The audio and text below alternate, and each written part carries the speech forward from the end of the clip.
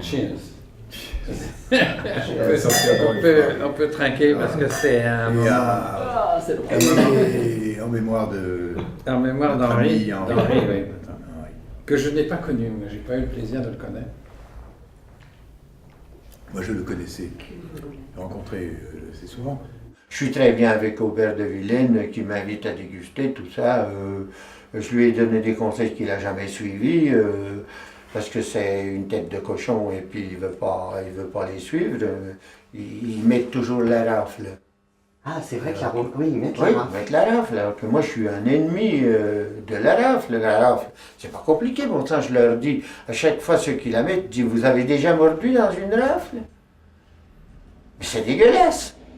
C'est vraiment pas bon. Donc, si on met quelque chose de pas bon dans le vin, je me demande ce que ça peut apporter comme qualité.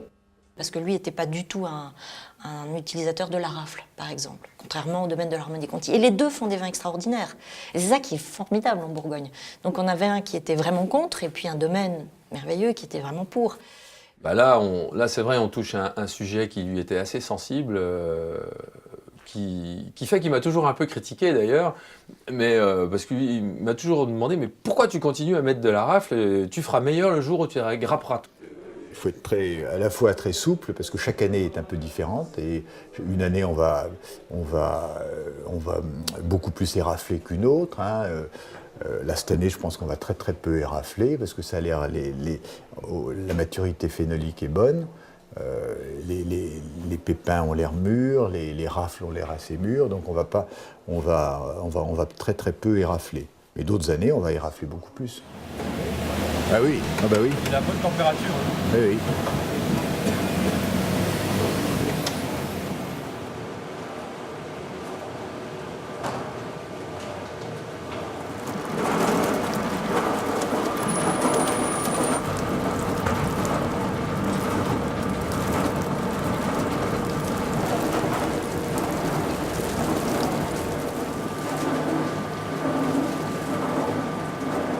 La rafle en elle-même, gustativement, apporte rien de vraiment bon. Quand on mâche de la rafle, c'est pas bon. D'ailleurs, Henri Jayer, dans ses propres mots, je ne sais pas si ça a été transcrit, ça disait « on ne fait du vin qu'avec quelque chose qu'on peut manger et avec lequel on a du plaisir à le manger, donc du fruit, mûr, sain, etc. » Pour lui, la rafle, donc, c'était à rejeter, c'était un truc inutile.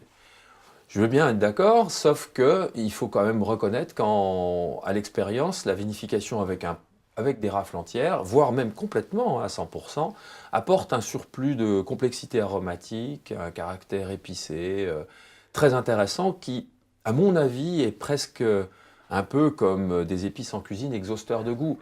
Pour lui, la gourmandise des vins, le côté charmeur, le côté charnu, le côté sensuel, c'était très très important. Et la rafle, c'est un petit peu plus subtil, c'est un peu plus intellectuel, un plaisir plus intellectuel. Et ça ne lui convenait pas. Ça, vous en démordrez pas. Il y a une façon de faire, c'est la vôtre. Oui, évidemment, hein, je prétends, je sais pas moi, je pense que ce qui me donne raison, c'est que tout le monde veut boire de mes vins. Henri l'a dit à Aubert devant moi, il l'a peut-être dit avant, j'en sais rien, qu'il aurait aimé vinifier la Romanée-Conti. Ça c'est sûr, et j'ai entendu Aubert lui dire que vraisemblablement il l'aurait très bien fait, et que ça aurait été sûrement une belle expérience. Mais là, ça ne peut être que du rêve, c'est impossible de faire ça.